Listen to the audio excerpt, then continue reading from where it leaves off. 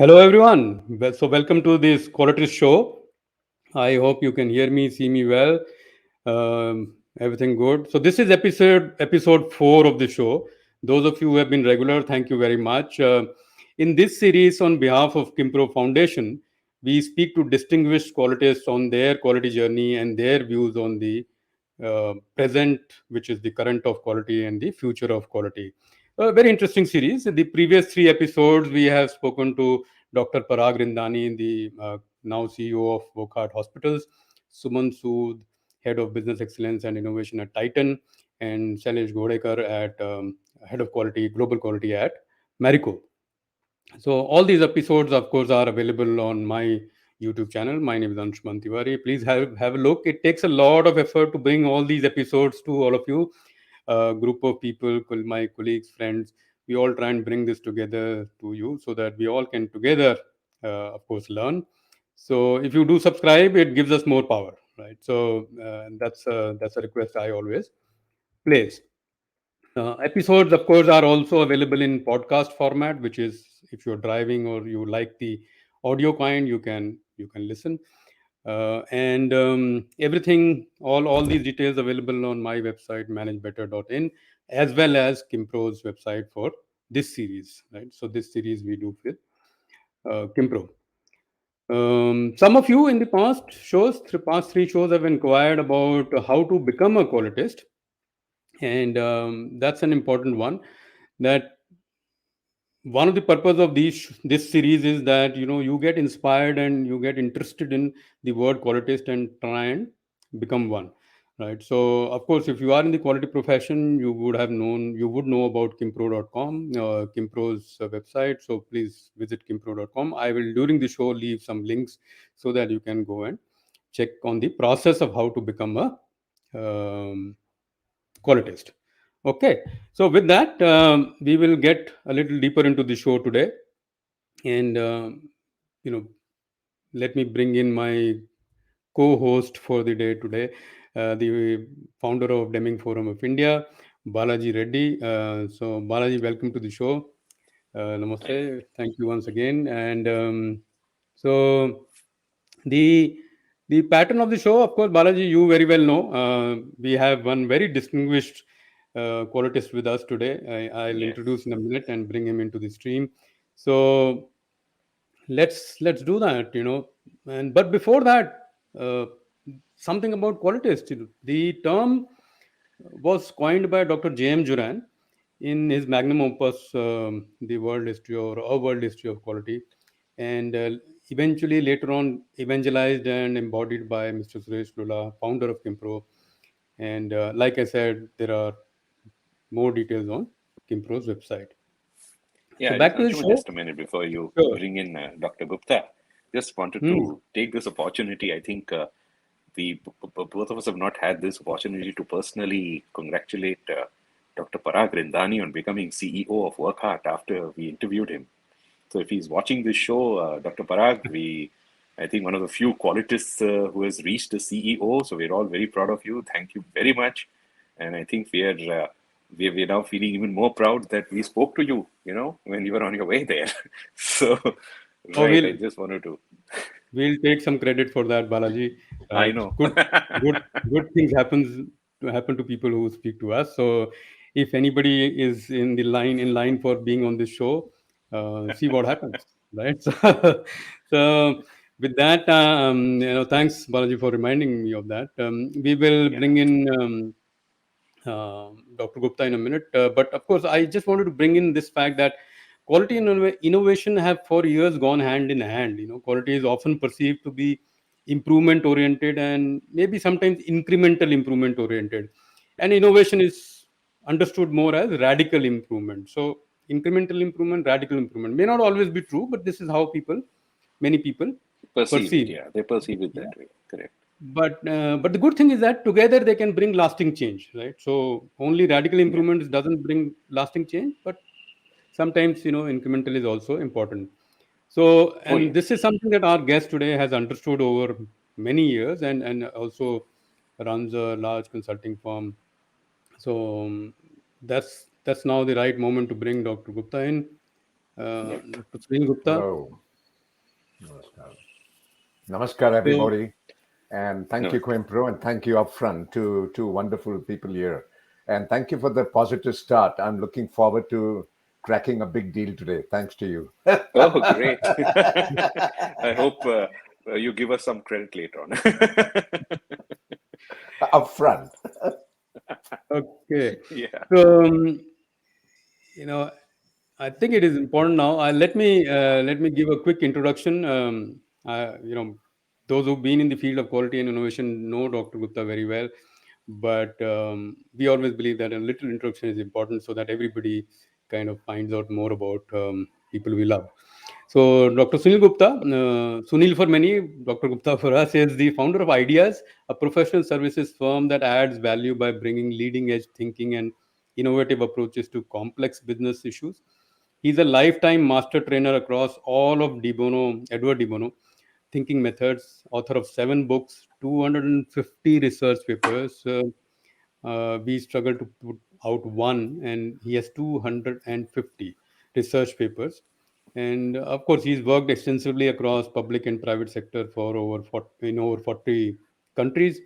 His sustained efforts have ensured that De Bono tools stay relevant, popular, and applicable in real life scenarios, and bring success to many. Right. So, of course, the trust or the impact of any tool or any set of tools is that what kind of success it brings. So we will hear some stories from Dr. Gupta as we go along. He has won several accolades, most prominently from the Prime Minister's Office of UAE and Prime Minister of Bahrain, and for training and then the Crown Prince Court members on thinking skills. He was also involved in training the team for the Tata Nano car and many, many, many more accolades. So those who are interested in knowing more about him, please check his LinkedIn website, and in a minute I will bring his website address as well. So, friends, I bring you Dr. Sunil Gupta. Oh, Uh, thank you. Dr. Gupta, any opening comments before we get into some questions? Something that somebody whom you just mentioned, and Mr. Suresh Lula. So I still, you attend a lot of training courses in your life, but you forget most things. You forget. You learn. Okay, you get the underpinning knowledge. You forget.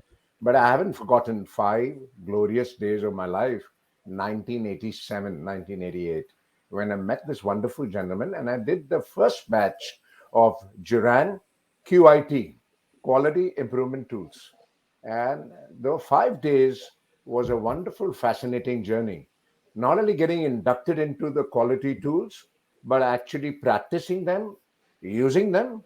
And I would say, if you ask somebody, what's a tipping point of your life? So one of the tipping points of my life was meeting Suresh Lula and undergoing the classic program, Duran Quality Improvement Tools. And it started off by a wonderful quotation of Joseph Duran himself, and that is top management should be quality minded. And guess what? It's not 50s, 60s or General Electric Company common. It is relevant even today because often quality gets lip service. Quality doesn't get the real importance that it should get in an organization. And so I think that stayed with me. That's kind of his orientation, Suresh Lula's orientation on QIT, quality improvement tools, stuck. And because it stuck, it transformed me as an individual. So I want to upfront appreciate the contribution that Suresh Lula has made to my life in exposing me to those tools and taking me onward on the journey. Over to you, sir. In that sense, we Thank are all in the same boat. So all of Yes. us owe a lot to him. But getting on with the show, Balaji, would you like to start with the questions that we Oh, have ready for absolutely. Dr. Actually, I Gupta? was I was going to be asking Dr. Gupta how he met Suresh Lula sir, but he hijacked the question. I mean, just joking, but he gave the answer. But yes, I mean, and of course, we always ask this that how you got into meeting Suresh Lula sir. How did you hear of Quimpro? So you answered that. But early days of your career, I mean, you did explain right now that you were introduced to the quality improvement tools. But about quality as a profession or as a function, was it a thankfully happy coincidence that you came into quality, or was it a chosen profession? That's So that's. I think by default, getting that exposure was really a stepping stone towards getting into being a qualitist. Let's put it this way, because if perhaps I wouldn't have gone through that exposure, uh, the pathway would have been different. But because I went through the exposure, and when your first impression, as we all know, is a lasting impression, that first impression triggered off a lot of curiosity.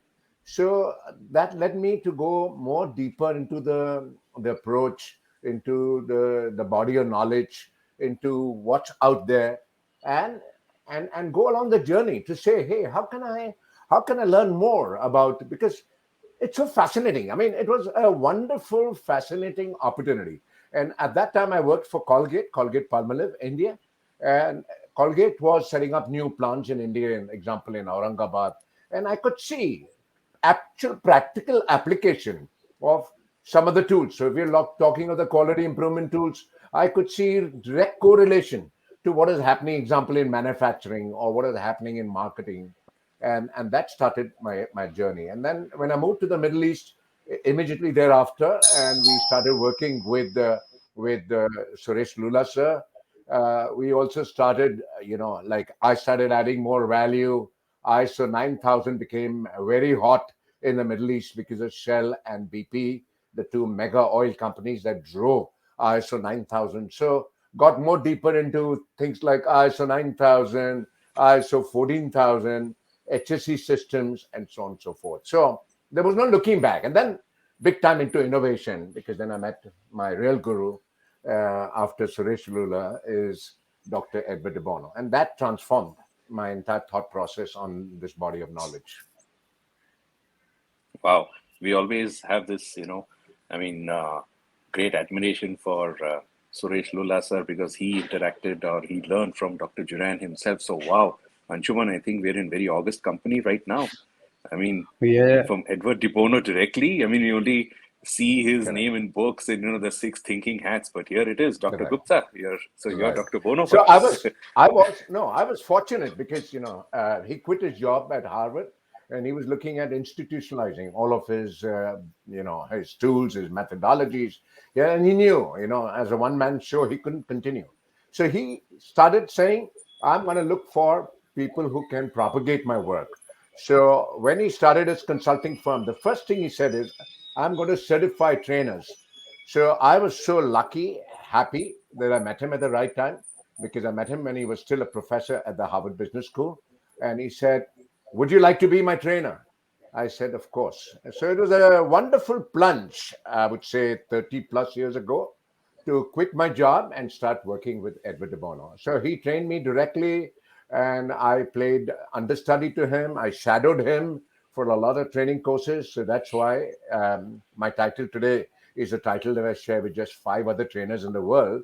And we were in the first batch of training together. He's labeled us lifetime master trainers. That's because we've been with him right from the start, and we kind of cascaded his work across different parts of the world.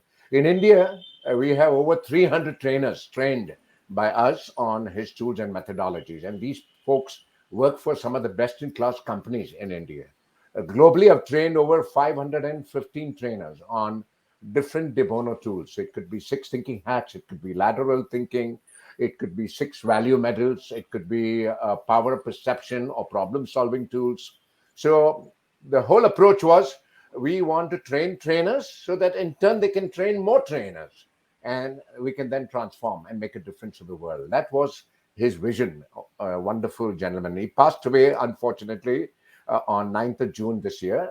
For those of you who don't know, we lost Edward de Bono. But after his his great contribution to the world, he's an author of 85 books.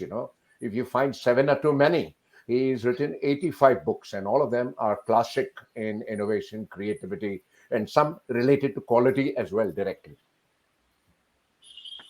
No, I'm glad. I'm glad we are speaking to you today, because this is the reflected wisdom that we can receive from people who Pleasure. have received it directly from masters. So uh, we'll keep rolling with the questions, Balaji.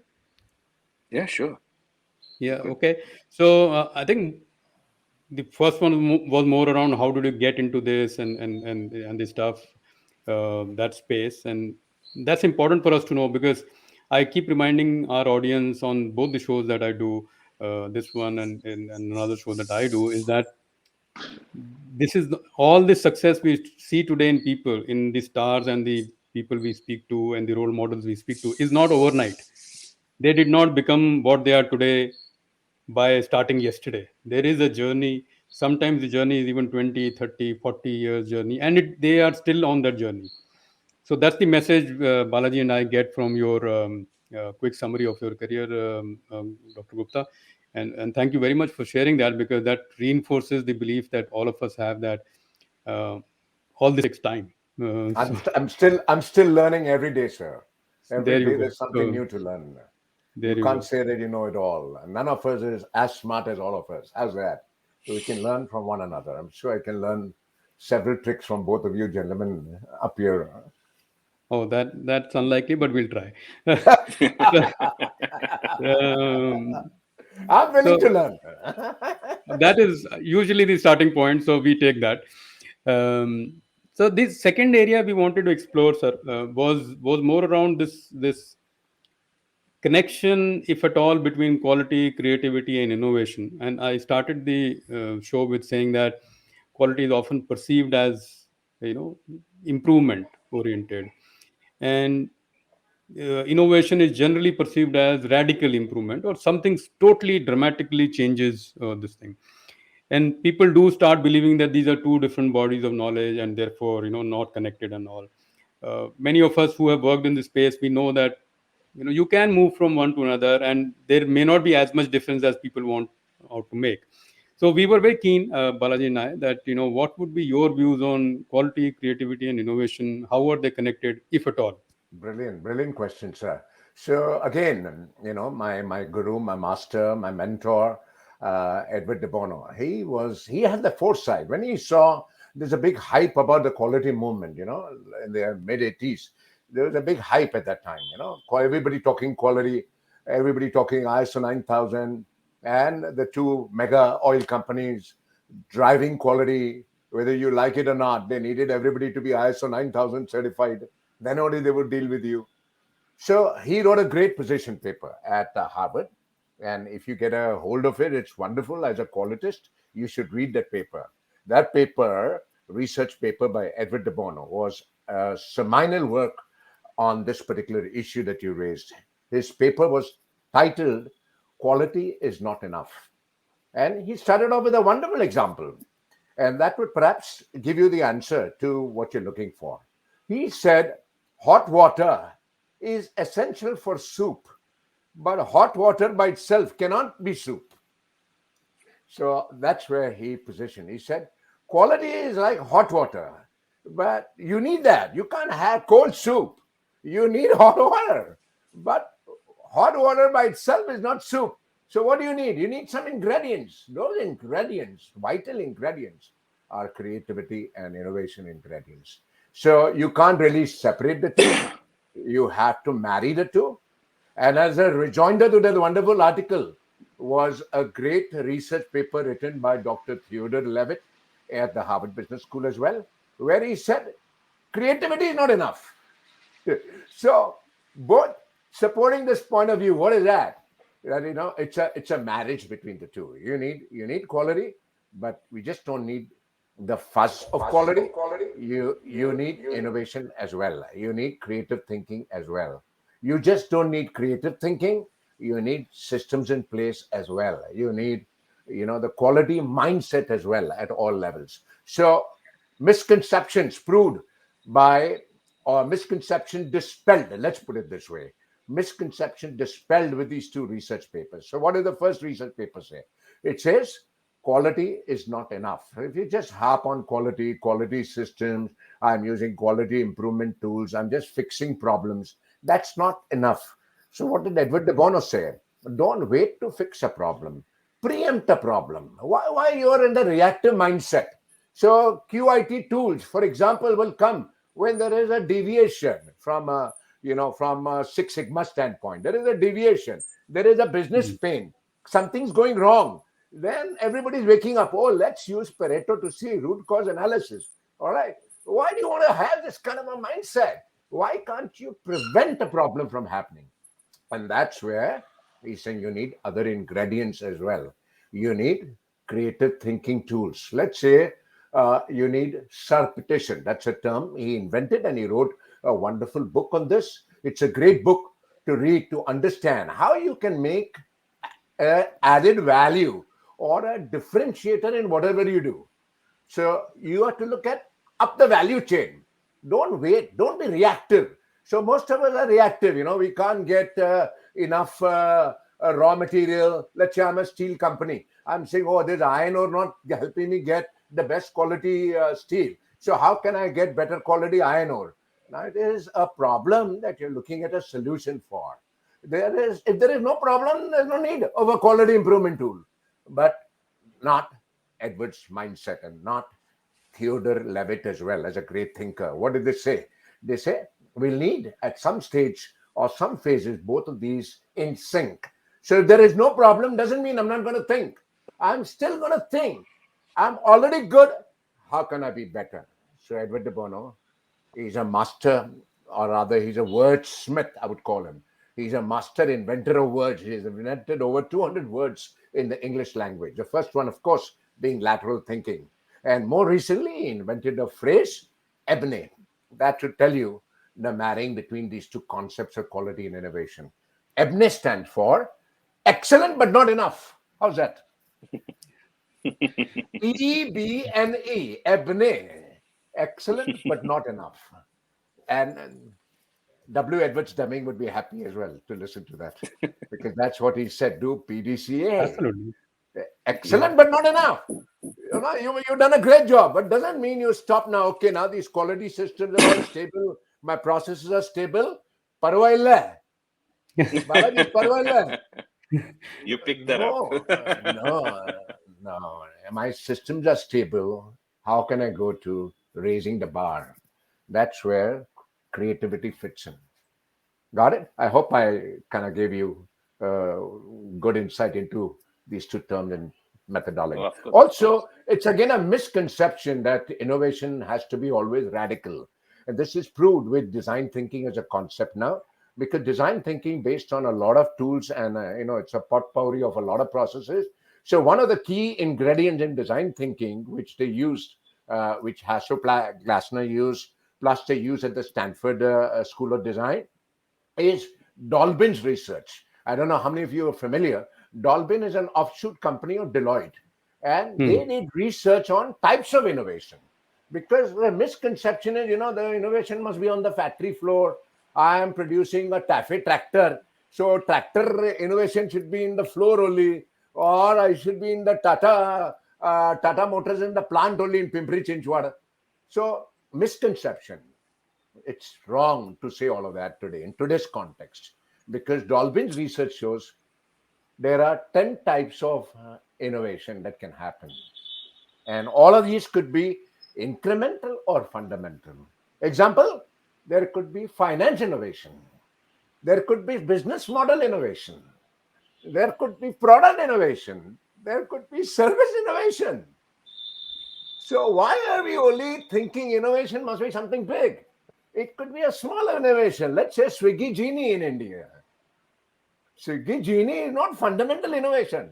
Guys are already with the two-wheeler waiting outside Domino's Pizza or outside a food outlet. But you can always ask a Swiggy Genie guy to pick up your homeopathy medicine as well. He'll charge you per kilometer. So is that fundamental innovation? It's not. So where does it fit in? It fits in with innovation. So again, misconception. It's a traditional approach to these concepts. They are all interlinked. So when we talk quality improvement tools, we got to rehash them now. No, totally. And Yeah. and nobody better than you who has experience in all these areas to bring all of this together. And like, while you were bringing these concepts, are the even from Schuhart times and later on Deming, the concept very clearly was that you can only improve a stable system. If the Correct. system inherently is unstable, You have to first make it stable to improve it, Stable. and that's Brilliant, a very brilliant. Well said. fundamental concept many of us miss in today's world. That Yes. there is more chaos, so create more chaos to solve less chaos. Excellent, excellent point what Uh, you said. And so Yeah. unfortunately, a lot of quality professionals are only into problem solving mode. They're not into the surpetition mode. Surpetition comes from two words in English: surpassing competition. They're not mm, looking at value add. They're not raising the bar. They're busy, fixing the bar. You're not thinking, okay, now we got X, how can we do X10? That is the thought process that we need in our quality professionals everywhere in the world. Then sure, transformation would happen. wonderful words of wisdom, Balaji. Yeah. Moving Yeah. to Yeah. next Just question. Yeah. you just hit a sweet spot, when you were saying a few things. Uh, you spoke about Schuhart and when you said that Deming spoke about PDSA, that is Plan to Study Act. Uh, Let me tell you, in one of his first lectures in Japan in 1950, because I have a copy of that lecture, he ended with saying that this is not enough. You need to innovate. And the word ingenuine and innovate was right there. I can show it to you if you're interested. But my question is about the same thing. People sometimes they think back that if what if Walter Schuhart and Deming were alive today, would they be happy with seeing what they're seeing today? I think one of the things they'd be most thrilled with is the fact that data can be processed so quickly, because they had a tough time doing that. It used to take them 5 to 7 years. But other than that, I mean, if you've seen, there's not been really any, quality's lost the kind of glamour that it had once upon a time.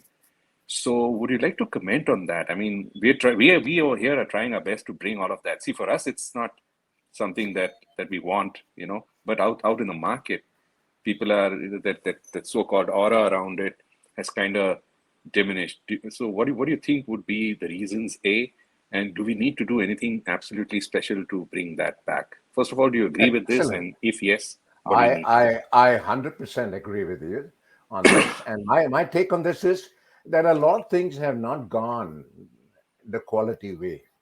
A lot of things have held back the quality movement from further acceleration. So one of the things that's held it back is a phase in the 80s and 90s of running for certifications, especially the ISO 9000 bit. So many companies just wanted that sheet of paper, certified by BSI, certified by TUV, and actually your interaction as a customer. So when we come back, because the classic meaning is who defines quality? Quality from whose perspective? So you as a customer, your basic interaction, your moment of truth showed that there was zero quality in that organization. But they had quality certificate signed by BSI. Okay, and Yeah. there was an army of quality auditors doing quality audits.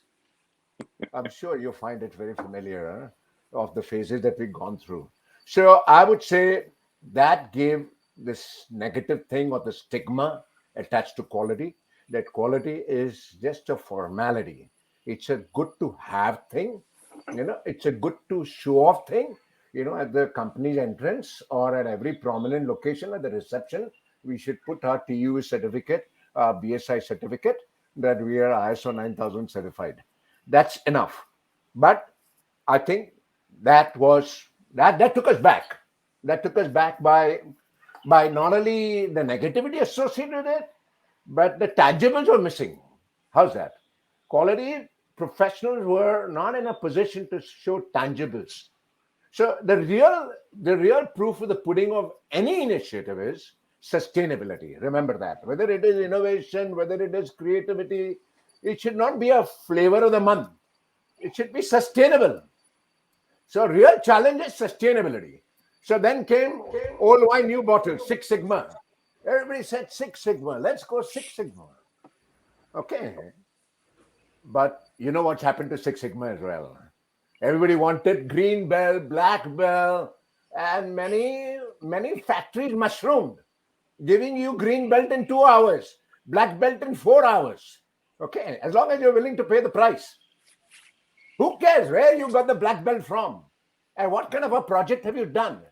But that's not how Motorola intended it to be. Motorola intended it to be that there should be some tangible benefit at breakneck speed. Then you qualify for black belt. But in India, more example, in India, you could get a black belt in one day, provided you had 10,000 rupees in your pocket. Okay. So how do you expect anybody to believe in quality? I think we ourselves in the quality profession have let it go with lack of proper controls. Like let's say medical profession, you would have some entry considerations. You would have some, CPD or CPE for that. We have no entry requirements to be a qualitist. We have no CPE or CPD to be a qualitist. So there are no controls for quality managers. Anybody can be a quality manager, provided he gets a black belt, provided he does an ISO 9000 internal auditor certification. All right.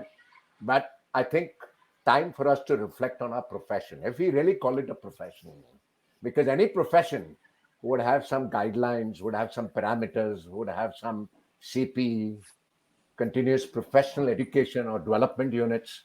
We don't have it in our profession. So over the years, what's happened? Even I mentioned two big world's largest oil companies. So in the Middle East, Shell said, we'll not do business if you're not having ISO 9000.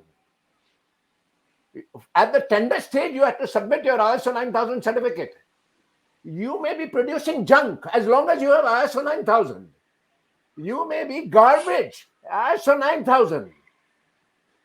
Now, imagine what that did to everything. Still, we had fires, we had disaster in BP as well.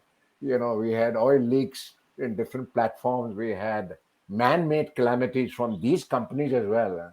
Though they were the ones propagating the best of quality system. So a lot of things have gone wrong in our profession. And time to reflect back. How can we put in some controls? Like even a project manager. If you look at PMI as a body of knowledge, or PMP, Project Management Professional, or Project Management International, they have guidelines. A project manager to be certified must have following skill sets and must revisit those skill sets on an annualized basis. We don't have that for our quality professionals. So they're happy with the old body of knowledge. Nothing wrong with that, but they're not accepting, let us say, newer methods, newer approaches, or not willing to see what's happening. Let's say digital innovations that are happening, AI, IoT. How many quality managers are moving their organizations towards compelling them think about AI, IoT? And that's why Edward de Bono said the internet has broken the mortar type of establishment by giving you a lot of data. You mentioned that. That was so good what you said. But data by itself is not good enough. If I don't have AI, IoT, what am I going to do with the data? If I don't have machine learning, what am I going to do with the data? Data by itself is useless. Data has to be put into a thought process, and that's missing. So what thought process am I going to use to process that data? That's a big challenge today. That's why data analytics and predictive data analytics, one of the top 10 core skills from the World Economic Forum. And we need that. We need that as quality to go understand how to utilize the data. Data, there is no shortage. The internet, I can Google, and Google or Wiki Uncle will give me a lot of data. What will I do with that? Uske baad kya? That's a challenge. Yeah. So thanks, Dr. Gupta. I think these are all thoughts that all of us quality professionals also need to ponder on. And you made some hard hitting point that it's essentially the profession itself which is failing itself. And one of the reasons why we have been trying to work on this word qualitist is because we do want to see this word qualitist become popular, become more acceptable, accepted across companies, organizations, countries. And that's the whole reason why we are having this series, is that we do realize that we have a responsibility. We can't just say that it is somebody else's responsibility. We have our responsibility to make an attempt. Succeed or not, time will tell. But that's and thankful to you that people like you are coming onto the show and helping us take this message forward. Uh, with that, we are more than half an hour into the show, 35 minutes or so. Some comments have started coming into the show. So, just a quick reminder that uh, anybody on the show on Facebook, YouTube, and LinkedIn, you can write in your questions now. Very soon, we'll be getting to the questions. So, do write. Some comments have already come in. Hemant Rudrashe, one of the ASQ fellows from India, he's mentioned that he still maintains the 17-day black belt and 9-day green belt. So, Yes, of Thank course. you. uh, Thank you. I well, did six months Motorola black belt, just for you to know. 5 days into 6 months. So 5 full working days, Monday to Friday, in Schaumburg, in Chicago, in Illinois. 5 days into six is 30 days. They did not still certify me. It was backed by multiple projects. Then I got a black belt from Motorola University. Just to let you know. So you're still short circuiting. You're 50% of Motorola's original program of 30 days. He- Hemant, But of I course, think is he's one of a the few people. Yeah, legend in he's his one of the own few right. people. Yeah. Yeah, Evan's So, making a good comment. Yeah, Fit Yeah, Sigma. Fit Sigma. Oh my God, that's amazing. This is a good one. Sir, and Uddaraje I sir, like really. I that. mean, people I don't like that. understand these things. I And I've like that. heard I sir like speak that. also. He's also No, very, very wonderful comment. Wonderful comment. And absolutely. Balaji sir, because you are Deming associated, I have a client. I can't name the client, and I cannot tell you where this client is. This client is somewhere in the earth on this planet. This Okay. particular this particular client has a Deming award. But if you just go through getting yourself through security in this company, you will say, Ayo Ma, basics of quality have not been understood by this organization. Okay. That's another thing So, about the award, yeah. I used to keep getting, yeah, I used to keep getting contacted. Are you with us for the Deming Award? I said, no, I'm here to teach the Deming philosophy. So are they two different things? I said, very different things. These are, So, again, having an award doesn't mean you're excellent. oh yeah, It's just a milestone, and the journey has to be kept on. Okay, good, very good. Hemant sir, thank you. I like that. I like that fitted thing that you said. okay. Moving on. We will, of course, be taking questions very soon. Some have already started coming in. So, Dr. Gupta, we were both Balaji and I were very keen to understand that you of course mentioned how you got into quality, and you were much younger than that time. You may not have realized where your journey will take you, like most Correct, journeys, right? Most correct. successful journeys, we only see the end product and don't realize the journey, like I said earlier. So we wanted to quiz you a little bit that if you were to give some advice to your younger self, 40 years younger Excellent, self, excellent, or excellent. somebody getting into the profession now, let's say a college student, 22, 23 years old college student, or just getting into a profession, into the quality profession, what advice would you give to youngsters Sure, who are now getting into it? sure. I think it should be a continual process. It should be a continual process of adding value to yourself. So you can start small by whatever Now you got bachelor's programs, you got a graduate or master's program. You can major in quality. We have many such programs in a place like Dubai. We have Wollongong University example that does a major in quality at bachelor's level. You can do like a BS qualification in quality, MS in quality, and breeding all that. But that's just one part of the process to start. But I would say add more value to yourself by learning a lot more in the innovation journey and contributing by way of great case studies, ROIs that you could possibly show as part of your journey. So early on, build case studies, build a body of knowledge where you have shown and demonstrated value add, because everybody needs value add. So if you can show value add, it will help you to accelerate faster in your career. So when I look back and in hindsight, let's say 40 years back, I say maybe I wasted 10 years because I didn't document some of the impactful interventions that I was associated with. But if you start documenting, what happens is not only do you have proof of whatever you've done, but you are actually accentuating the positive.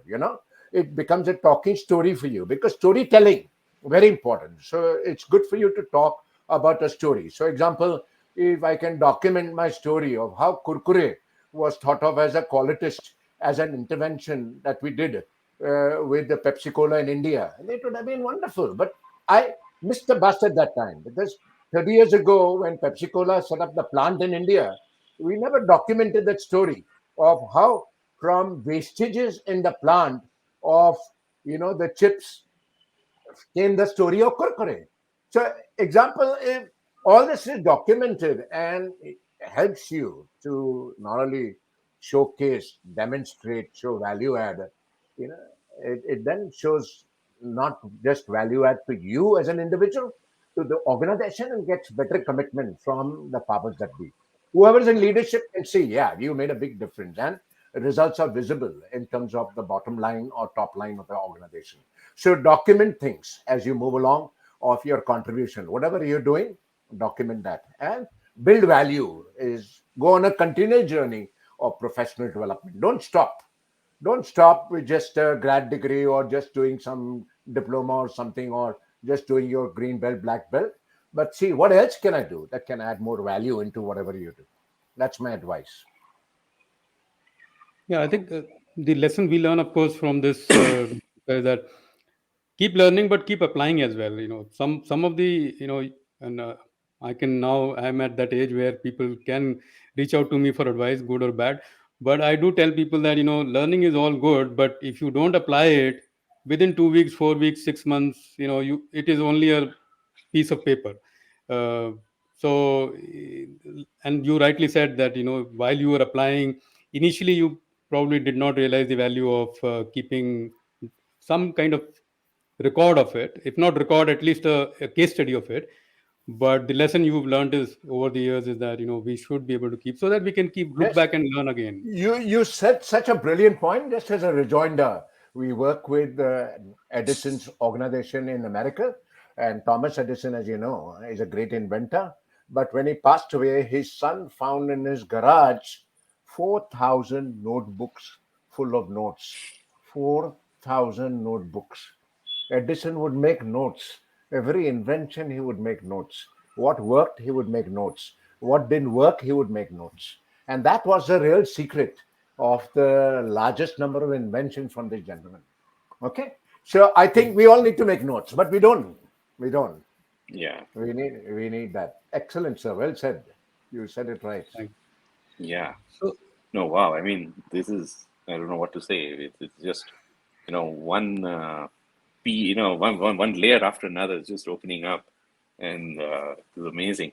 Just wanted to ask you something, a quick question. I mean, you're such a well-read person, and there's many young aspiring people, including Anshuman and myself, who now want to know, is there any uh, books that you, or any kind of literature that you would suggest, Oh, to people many. like, If yeah, yeah. If it's just quality, then Taiichi Ono comes straight to my mind. Is TPS, which is so that's another thing. Is that's another option for a lot of people. People do not know of the existence of AOTS. So please get AOTS membership. If possible, go and visit Japan. So I've had the fortune of not only working with Toyota in Japan, but doing a barter deal with the Toyota in Japan. So when I see the TPS way, or the Toyota Production System way, Taiichi Ono's book comes topmost of my mind. That's one that everybody should read. It should be a must-have to read. If you can't go to Japan, if you can't win a scholarship to Japan, then they're doing a lot of webinars as well. AOTS is doing a lot of webinars, and some are free. For Indians, it's free. 5S, Kaizen, Kanban. Okay. So, cheapest way to add value, go on to a webinar run by AOTS for 4 hours. One of the webinars I did recently just changed my paradigm on AI IoT. They did one, how 99% of SMEs, SMEs, the longest surviving SMEs in the world are in Japan. Some are 100 years old, 200 years old. Unlike India. India, proprietor dies, dukaan bhi band. Biwi bech deti hai dukaan ko. Okay.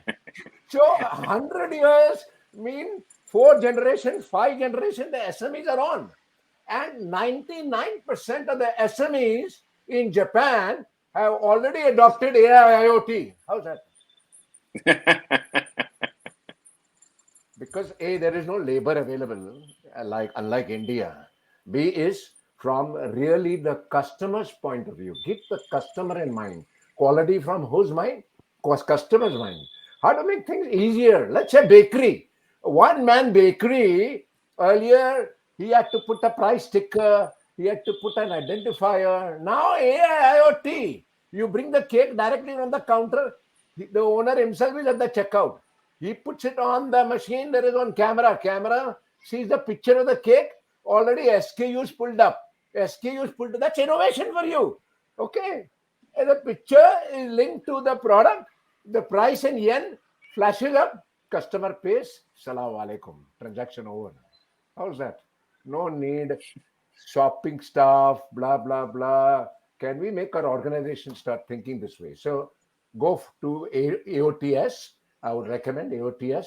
In the innovation area, 85 books of Edward de Bono. So the classic book is called The Mechanism of Mind or Serious Creativity. It's a great book to read because that is his seminal work on the lateral thinking tools. So you can get a lot of tools there that you can use within your problem solving tools or the 7QC tools. You can dovetail it with that and get more value add into your thought process. So do read Serious Creativity. It's a wonderful book for you to read. If you want to look at Quality Plus Plus, then his last book, Edward de Bono's last book, which is book number 85, is mind-blowing. It's called Bonting. Bonting comes from bonus. Everybody in India understands bonus. Diwali time around the corner. Bonus. So Bonting is a great word. Bonting means what is the value add you're doing as an organization? What is the value add? Bonting is adding value in whatever you do.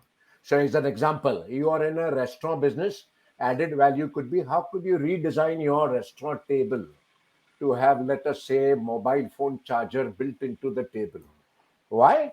You can see the payoff from innovation perspective. More the people sit on the table, they will charge their phone. More they charge their phone, more longer they will sit.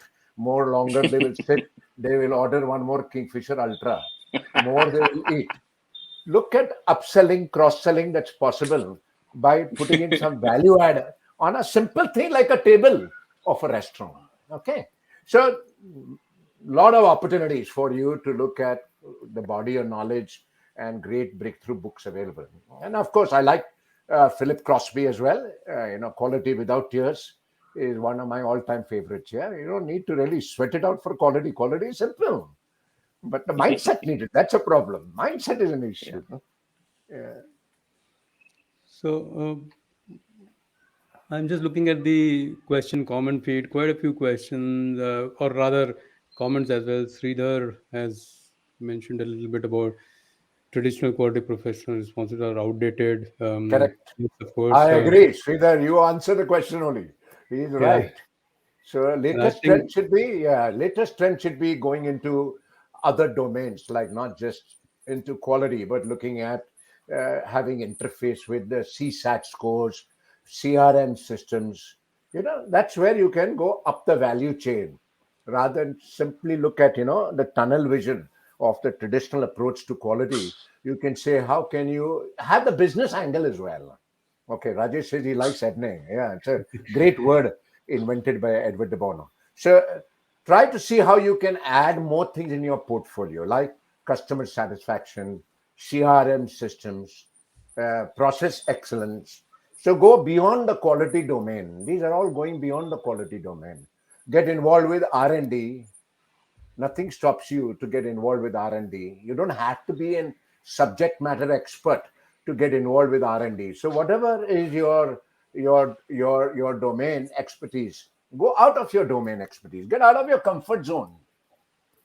I owe it, just to let you know, I owe it partly again to my last line employer, that was Colgate Palmolive. They forced us to go out of our comfort zone. So we had a part of our KPI. The last year I worked with them, 1988. Imagine 32 years ago, the company had it as part of my KPI. What is it? That 10 days in a month, I cannot sit in the head office. I have to be in the field. I have to be in the market. I have to be where the customers are. All right. I'm not a salesperson. I'm not a marketing person. I am HR with a quality portfolio. I have to be in the market. Everybody had it. Every manager had it. So my challenge to you is, as a quality professional, how much time are you spending with your company's customers, for example, or company's distributors? Are you managing by wandering about? Are you in the field, or are you in the office trying to use 7QC tools to solve the world's problems without understanding what the world is? Yeah. So very mindful of your time, sir. What Balaji and I had a few questions, but we will quickly move to some audience questions so that we can prioritize what people want to know. We can always again speak to you, but some in the audience may not be able to get that. So Shanmuka wants to know, now everything is vertical specialized. Do you believe that quality professional to be a specialist in a domain? Excellent. Excellent. So do get, I don't want it to be, jack of all and master of none. But today's world is multi-skilling. Let's accept it. Let's say if there is recession and I have to terminate some people, I would definitely terminate somebody who cannot do anything beyond quality, because I see that as a redundant function. So I think Shanmuga, what you're saying is very important. You have to be vertical specialized, but keep your eyes and ears open.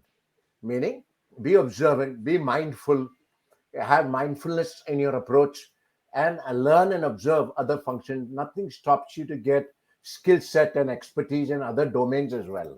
Okay, why? Because you'll have a better standing. So example, if you are only in the BFS domain, let's take look at it this way. Your expertise as a qualitist is only in banking and financial services, so you're limiting your option as well.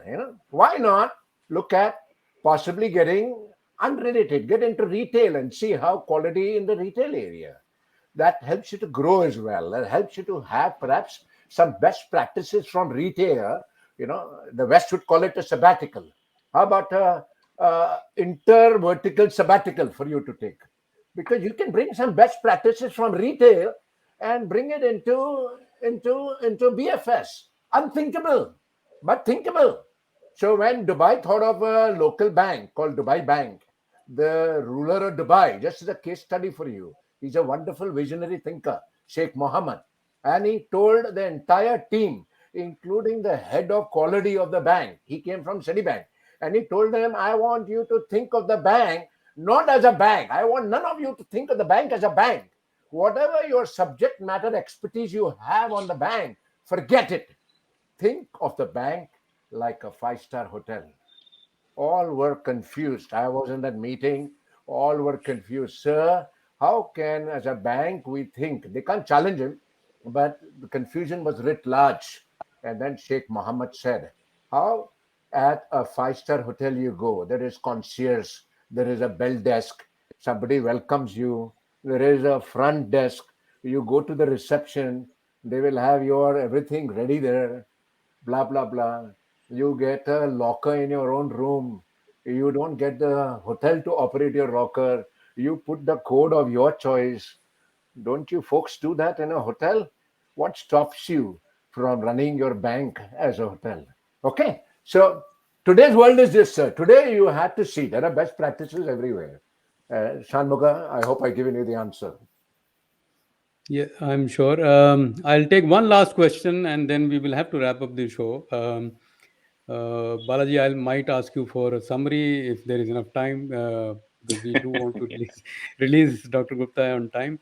Uh, One, Karthik is a regular at our shows, so he always asks some really nice, insightful questions. Excellent. Though he says basic question, but it is actually quite deep. Why are there too many tools, approaches, terms? Why can't we have a, like a optimized kind of a list? Excellent. So, best answer again from Edward de Bono, Karthik. Edward de Bono says, you as a qualitist are like a carpenter. Now, will you ask a carpenter why you have brought so many tools in your theli? Okay. But over the years, a carpenter should learn how to use the correct tool for the correct application. Okay.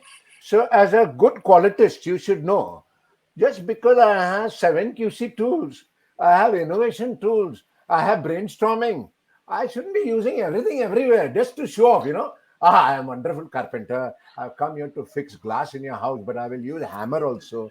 I will use randa also. Okay. So, wastage. Okay. So I hope I've given you the Yeah. insight that you asked for. Is it's good that we have so many tools, but it is your understanding of the tools for the correct scenario, the correct tool usage is again the real challenge for you as a qualitist or as an innovator. And some tools are old wine, new bottles. We all know that. Six Sigma is what? It's potpourri. It is Belpuri. It is mixture of all the tools. Have they actually invented any tool? None.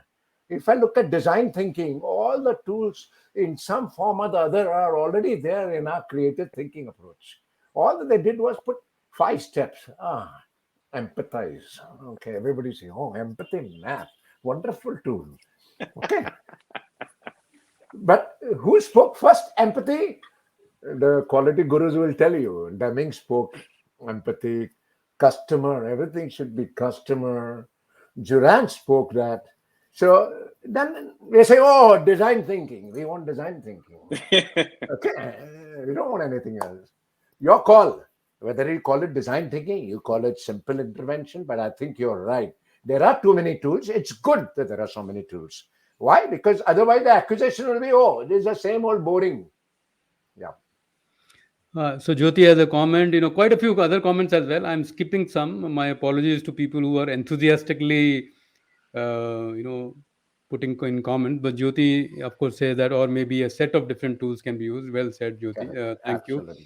Absolutely. So it is almost time that we'll have to wrap up this show. Balaji, as always, the difficult task of summarizing the session is with you, and then I Yeah, will share some closing comments.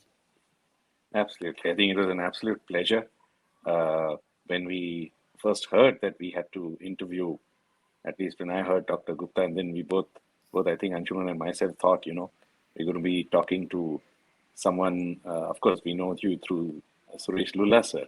We're not very sure about the direct association with Dr. Edward Di Bono, but the moment I think we came to know that, and that was it, the floodgates opened for just both of us. I think it's absolutely fantastic that we get to see this firsthand, to learn directly from the source. There's always it's very, very different rather than seeing something being adulterated.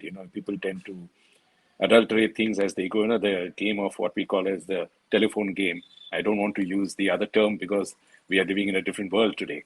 But we used to play that as children, but that did not happen uh, to you at all. I mean, with you at all. We're listening from the master at the feet of the master. Of course, I didn't read the Dr. De Bono's book Creative Thinking, but to hear you say such thing was wonderful. Also, your journey, the way you articulated and said that you started small and came to what you are today. I think that serves an inspiration to just about everyone. And answering questions, especially the tool one, were my favorite, where you said, the carpenter does not use a randa for the glass or something. Uh, well, yeah, that's a problem with tools because when you have a hammer in your hand, everything looks like a nail, and that's the problem.